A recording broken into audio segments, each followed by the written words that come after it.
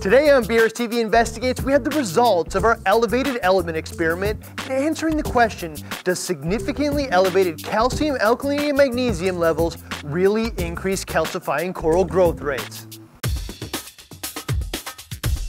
Hi, I'm Ryan, your host of BRStv Investigates, a weekly YouTube series which explores popular reefing theories, products, methods, what the manuals are missing with the focus on putting them to the test, and then rate that theory based on our scale of reef fantasy to reef certainty.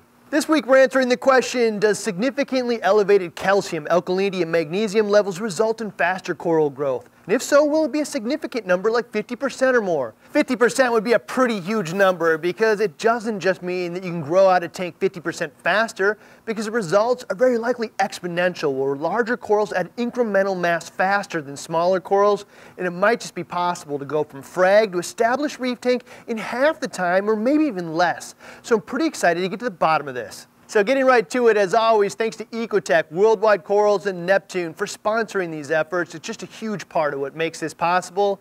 Just as a refresher, for those of you who may not have watched the first episode of this series, for this experiment we set up 4 completely separate 25-gallon tanks, 2 control tanks with standard calcium, alkalinity, and magnesium levels, and 2 experiment tanks with significantly elevated levels. So we're going to treat these 4 tanks as 2 separate independent redundant experiments, meaning control 1 against the elevated experiment 1 and control 2 against the elevated experiment 2.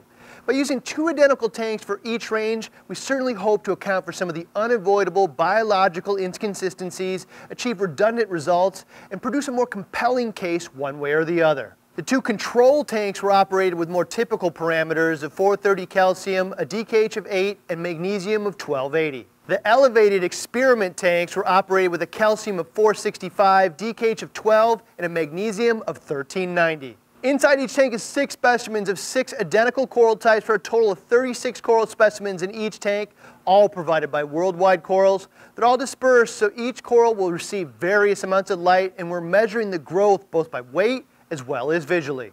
We're using the Ecotech MP10s to provide solid flow patterns, coupled with Ecotech's XR15 Radion Pro with the diffuser, running the AB Plus program at 100% intensity. Using the diffuser primarily to blend the individual LED spectrums into one cohesive spectrum, with the diffuser and at this lower depth, we should largely eliminate both spectrum and PAR hotspots. Calcium and alkalinity is managed separately by dosing BRS calcium chloride and sodium bicarbonate with the Neptune dose connected to the apex. We use the bicarbonate because it has a less significant impact on the pH than soda ash and better for an experiment like this one.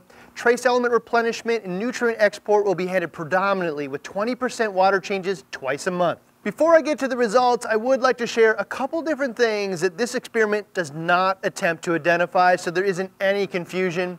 First, if the experiment does produce beneficial results, it may very well be related to just one of the elements and not all 3 necessarily. This experiment will not identify anything related to elevating just one of those individually. That would require additional future experiments. If there are positive results, I do think that many reefers will believe it's most likely related to the 50% increase in alkalinity from 8 to 12 DKH, just because it's a much larger increase by percentage than calcium or magnesium, and there's much lower overall availability of alkalinity in the tank water to begin with. We're also not attempting to prove any claims to the general health of the corals from the elevated levels. These levels are higher than found in nature and could have a variety of unforeseen impacts. That said, tissue and skeletal growth is often a strong indication of metabolic health, but not in every case. We're only looking at coral growth in this experiment. That said, if we do see notable differences like coloration, tissue, or polyp health, we'll certainly comment on them, but this experiment does not attempt to prove definitively that elevated levels will have a meaningful impact on those factors. Okay, so it's been 4 months almost to the day, and I'll say it's been slow going in the beginning, and one of the biggest challenges here is getting the 144 new frags freshly shipped, moving them to a foreign environment, new chemistry, new flow, new lighting, new nutrient levels, and everything, and then just not expecting them to survive, but actually thrive and grow. So I'd say most of that growth for both ends of the experiment actually happened in the last 2 months. We're going to look at 6 different species and then report them separately. An Econophilia chalice, an Econopora chalice, Blastomusa merletti, Leptostrea, a bird's nest Seriatopora, and Monopora cap. We're going to look at 4 elements. First, the amount of calcium and alkalinity consumed and required replacement dosages then weights combined with a visual reference and a color observation. So looking first at the levels, we ended up testing elk and calcium every Monday, Wednesday, and Friday, and magnesium once a week. To maintain those levels in the control tanks, it required a daily dose of 5 milliliters of alkalinity and 2.5 to 2.8 milliliters of calcium. Just a reminder, we used a bicarbonate mix of alkalinity, which is about half the concentration of the soda ash solutions. So the 5 milliliters of alkalinity and 2.5 milliliters of calcium is a balanced amount. However, the elevated experiment tanks required a daily dose of 11 to 12 milliliters of alkalinity and 5 to 6 milliliters of calcium. That's roughly double the amount of calcium and alkalinity required to maintain these elevated levels, and absolutely means in some manner the elevated tanks are consuming twice as much calcium and alkalinity. I actually think monitoring calcium and alkalinity consumption or uptake is probably the single best way for reefers at home to get a real-time pulse on what they're doing and if it's achieving results. If you're making presumed positive biological changes to the tank, like theorized improvements to available energy, nutrients, elements, or other chemistry changes, and the tank responds with an increased uptake of calcium and alkalinity, it's reasonable for the average reefer to perceive this as beneficial to the coral's growth. It's not perfect, but likely the best real-time feedback that what you're doing is producing positive or negative reactions in the tank. For instance, we extended our photo period once in the 160, and the calcium and alkalinity consumption immediately went up. There's a fair assumption that that's because the extended photo period provided the corals more energy for metabolic functions, and it's the first sign of support for that the calcifying coral increased the calcium and alkalinity uptake. The inverse is also likely true as well. If you turn your lights up and the element consumption decreases, it's probably because the additional energy from the lights produced a negative metabolic result and less energy production, at least initially. Same thing when we raise the pH of the tank. When we raised the pH from 160 with the CO2 absorbent on the skimmer, the tank required a 50% increase to the calcium and alkalinity dose the very next day to keep up. Now this is far from absolute, and there are alternative explanations for a faster rate of consumption, like additional precipitation, but in general, if you don't see signs of increased precipitation, I'd say increased calcium and alkalinity consumption is a reasonable sign that the corals are growing faster because of the changes you made. Certainly valuable, definable, and timely feedback to any changes that you make to your system. So in the case of our experiments today, I would say double the rate of consumption was certainly a good sign that the elevated tank levels were producing metabolic results. However, much more definitive than that, the weight results, and some degree the visual results. So we'll see if they support that. So starting with the first chalice, I'm going to look at this two ways. First, looking at each pair of independent experiments with control 1 versus elevated 1, and then the separate pair of tanks with control 2 and experiment 2, then combine the results from both experiments for a total growth evaluation as well. So looking at the weight, visual reference, and coloration starting with experiment 1, the chalice and control 1, which is the lower parameter tank, we saw 5.78 grams of growth versus 6.61 in the experiment tank, which means there was a 14.22% increase in the elevated experiment tank. Visually, we took the two biggest corals from each tank, just because it's a lot easier to see the difference close up than looking at a wider shot of all 12 samples at once. To me, while the experiment specimens look slightly larger, it does show how hard it is to see a subtle change like 14.22% growth. But I will say that elevated level specimens have a much deeper color and overall healthier look. Now looking at an exact replica of the same experiment with control 2 and experiment 2 tanks, we're looking at 4.85 grams of growth in the control and 7.2 grams of growth in the experiment tank, or 48.54% more growth. Again, in this case, not something super easy to see in why we weigh them. This type of chalice may have a thicker skeletal structure and could be more difficult to see visually. I'd say the coloration is about the same in this case, but maybe slightly better with the elevated samples. So individually, each experiment produced redundant results and more growth with the elevated parameter tanks, and combined together, they achieved 29.87% more growth. Overall, I'd say slightly better coloration as well. Now look at the second set of chalices. In control 1, we're looking at 11.3 grams of growth versus 16.27 in the experiment, or 47.56% more growth in the elevated tanks. In this case, it's visually much easier to see as well. I think everyone would agree the coloration is deeper and much more appealing as well. Looking at the second set of tanks running the same experiment, we see the same results, 9.64 versus 16.78 grams of growth, which is 74.12% more growth with the elevated tank and an impressive difference. Visually, I'd say the elevated level specimens again have much better coloration. So again, redundant results between the two experiments, overall 59.95% more growth with these chalices, visually larger, and I'd say better coloration as well. Now looking at the Blastomusa, the control tank had 4.45 grams of growth versus 5.33 and a 19.75% addition of growth for the elevated parameter tank. I guess I'd say the polyps look more extended in the lower parameter tank, but that could be a temporary thing as well. Otherwise, the coloration and all of them are the same. On the second experiment, the control tank had 3.57 grams of growth, and the experiment 2 tank had 3.52, which is actually 1.59% less growth for the elevated tank. In this case, I think the polyps and coloration all look pretty similar. So overall, between the two different experiments, there was a 10.25% increase in growth and almost nothing notable visually. I would say the Blastos didn't see a remarkable difference with the elevated elements. Now looking at the Leptostraea, in the first control tank we had a negative 5.61% grams of growth. You can see that the polyps are not out and it just doesn't look happy.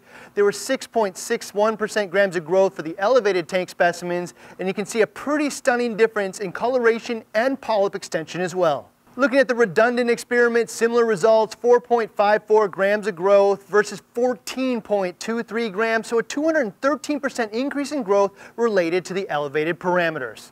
In this case, I think the coloration results are even more stunning. It is an impressive difference. So overall, it seemed like both of the experiment tanks benefited from the elevated levels in terms of growth, but this was also arguably the biggest coloration difference as well. Now looking at the bird's nest, in the control tank we had 4.11 and 11.4 grams of growth in the elevated tank, which is 177.24% more growth. Visually, there's also a dramatic size difference, both in extension and thickness of the branches. There's also significantly better polyp extension and coloration. However, that was not the case in the redundant experiment. In control 2, or the lower parameter tank, there was 8.11 grams of growth and 7.99 in the elevated 2 tank, so about the same. I will still say visually the polyp extension and coloration is obviously better in the elevated tank. So while the results were not redundant, combined between the two different experiments, we saw a total of 58.70% growth with the elevated tanks, which is significant, but the color and polyp extension was much better. And lastly, looking at the monopora cap in the control, there was 12.11 grams of growth versus 9.03 in the elevated tank. So the elevated tank actually grew slower. However, again, the color is a deeper or richer red. With the second set of tanks, the corals grew 6.46 versus 9.07 grams. So in this case, the elevated parameter grew the caps 40.35% faster. The color difference is more subtle here, but I'd say the elevated tank has a deeper, more desirable red. Overall, combined between all 12 coral specimens, there was a net 2.53% less growth, which is indistinguishable, and I'd say the results here are somewhat inconclusive. One last note, there are other organisms in the tank which consume calcium and alkalinity, most notably tube worms, feather dusters, snails, and other organisms which commonly reproduce in the aquarium. In this case, you can see there's probably twice the amount of these organisms growing in the back of the glass with the elevated tanks as well. So after reviewing all these results, I'm going to get straight to it and answer today's question. Does significantly elevated calcium, alkalinity, and magnesium levels really increase calcifying coral growth rates? I'm going to give this one an 8 out of 10 since 9 of the 12 sets of coral groups demonstrated additional growth, and this seems to be closer to a reef certainty than not. After measuring all 144 coral samples, 36 examples of 6 different coral types, the controls netted a total of 58.4 grams of growth and 100.23 grams of growth for the elevated parameter tank. That's 71.62% more growth with the elevated tanks. I also didn't anticipate seeing a significant difference in color, but there's no question many of the corals showed significantly better coloration with the elevated levels as well. In hindsight, I think I would have liked to see some colorful acros in the mix. I think I may be a bit more specific when we make our next WWC coral request. Main reason I didn't give this a 10 out of 10 is because it wasn't true with every coral type. We need to test additional types of corals, and we've yet to demonstrate this in an actual tank environment. So related to that, I know a ton of reefers are going to see this seemingly impressive increase in growth and want to go out and raise their levels, and I'm going to strongly advise against that. This is BRStv Investigates, and we're testing on our tanks so reefers don't have to experiment on their tanks at home. In the end, this is just one initial experiment and a component of a longer conversation, and I think it'd be wise to see where this ends up before we experiment on our own display tanks. I realize some reefers are going to have a difficult time resisting, but remember, nothing is more important than stability. If you're happy with your tank, give yourself a big pat on the back and leave it alone. For those of you that are willing to try anything and test on your display, I suggest making changes slowly, like 1 DKH every couple weeks. Like any change, don't be surprised if the tank has a small setback in that time. Reef tanks thrive on stability. Okay, so I think this experiment provided enough results and data to justify digging in a bit deeper. One of the suggestions was simply to let this go longer. While there is some value there, considering the amount of effort that goes into this, I just don't think there's enough value to justify that, especially considering there are other experiments that we want to try as well. So we're going to shut down these tanks and move on to the next steps. So with this episode of BRStv Investigates, I think we demonstrated that many corals grow faster at elevated levels in an artificial lab type environment. So I think it's time to advance to an actual tank trial where we set up a live tank and demonstrate the actual results in a more realistic environment. An active reef tank is admittedly a bit less scientific because there's so many variables, but this is what it's all about. I don't want to just see results in a lab on egg crate. I think we all want to see if we can use what we've learned here to produce real results in an actual reef tank. Most reefers probably don't care a whole lot about grams of growth and such. They just want to know what the 6-month or 1-year results look like in an actual tank. Is any of this worth the effort? So we're going to set up some nearly identical tanks and track the results. We haven't ironed out the exact details, but that means we'll likely take a couple of our new Red Sea E-Series tanks I'll talk about a little bit more in a moment, and then run one of these standard levels and the other at elevated levels. Put 30 or so different species of corals in, certainly including some acros, and then hopefully watch a year's worth of results, checking in on them now and then with video updates. A year seems like a long time from now and a pretty big commitment just to get additional confirmation for what we learned already today. But this is what tank trials is all about: develop legit theories, implement and learn. Most importantly, learn where it counts on a legit reef tank. I certainly hope that something pretty definitive, one way or the other, can further this conversation. So moving on to what's next, I have to share that the BRS team has learned a ton in setting these and other experiments up this year. It's also becoming increasingly obvious why, while there are many ocean-based experiments performed, there are relatively few experiments done on an artificial environment like a reef tank, which has far from natural lighting, flow, chemistry, and husbandry. Those experiments that are done are somewhat few and far apart. In the end, this all requires a huge time and resource commitment that just isn't realistic for many. So first off, huge respect for those research scientists and skilled hobbyists who have spent much of their personal time doing research like this. There are many out there, and please forgive me for not naming all of them, but Dana Riddle always comes to mind. His work is certainly an inspiration to me personally. Anyone who takes the time to read his research will be better off for it for sure. So related to that, I can't thank the BRStv community enough for your interest in creating a world where I can pitch the BRS team that investing into these kinds of experiments is valuable to the community and keeping reefing fun and engaging. This is more than just a tank in our homes, and for many of us, a real hobby. The progression of knowledge and skill sets is what makes it fun. So that said, the time commitment personally caught me a bit off guard, especially because half the time you just learned the experiment was flawed or run into unexpected issues. For instance, the elevated pH experiment was producing the anticipated increased growth results, but on all 4 tanks, low and high, we were overwhelmed with a very odd orange color, well beyond your standard yellowing of water. In the end, we couldn't identify a cause, and it was a significant enough variable from a standard system that we decided to restart it. 4 to 5 months of work, just a lesson for next time, something that we need to accept as part of the process and respect. However, rather than be deterred, we have doubled down on these efforts and secured a new space in our facility fully dedicated to these types of experiments, specifically to make the experiments easier to perform, as well as increase the success rates. That means more advanced tank designs, more space, and we can plumb and wire the room to run more experiments at once, as well as frag and specimen systems. Aaron is also running them as a full-time job with occasional help from Randy, Chad, Mark, and myself for maintenance, measurements, system design, installation, and setups. I think we're going to see more frequent and more valuable results than ever before.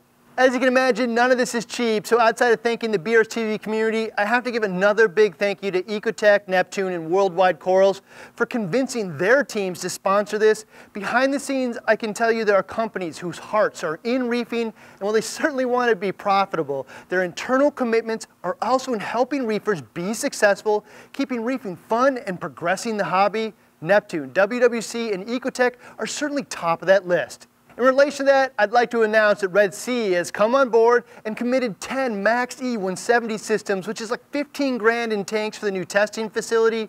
Really excited to add them to the mix of companies willing to step up for the reefing community. After our experiments using the small cubes in various configurations, we decided the E-Series is ideal for most of these experiments because they can be run in an all-in-one, which meets the minimal maintenance requirements that we have for these systems, as well as configured and pre-plumbed for a sump when needed as well. I know our guy Scott stuck his neck a bit on this one to put in this kind of investment. They have to sell a ton of test kits to make up for that kind of investment, so if you can, let them know it's appreciated either in the YouTube comments or Reef to Reef thread, or maybe even something more personal with a quick note on their Facebook page. Really, that goes for all the sponsors. Without them, this would be near impossible. Any reinforcement that the community actually appreciates it makes it easier for them to get these types of things approved in the future. In relation to those new tanks, I think you can expect us to see us finish up the build out and then start up both that elevated pH experiment as well as elevated flow experiment. Why those? Well, I think they're likely to answer some long-lasting questions reefers have had, as well as tie measurable results to the efforts in achieving them. So I know a ton of you already run high parameters and love it. Some have probably tried and then switched back, so potentially even more valuable than today's episode will be those experiences and comments here on YouTube as well as on Reef to Reef. In fact, this week's Reef to Reef poll question is, would you run a 12 DKH, 465 calcium, and 1390 magnesium on your tank? For this week's giveaway, I thought we'd do something I don't think we've done before, and in the spirit of celebrating Red Sea coming on board, give away a complete Red Sea Reef Nano system, which is almost a $1,000 prize. I don't think I know a single person who wouldn't want one of these somewhere in their home or office, so sign up, it might be free. As always, if you like what we're doing here, let us know with a quick thumbs up, subscribe, and hit that notification bell to be notified the moment that we release new reefing videos. See you next week with another episode of BRStv, where we give our final episode of the Clown Harem Tank.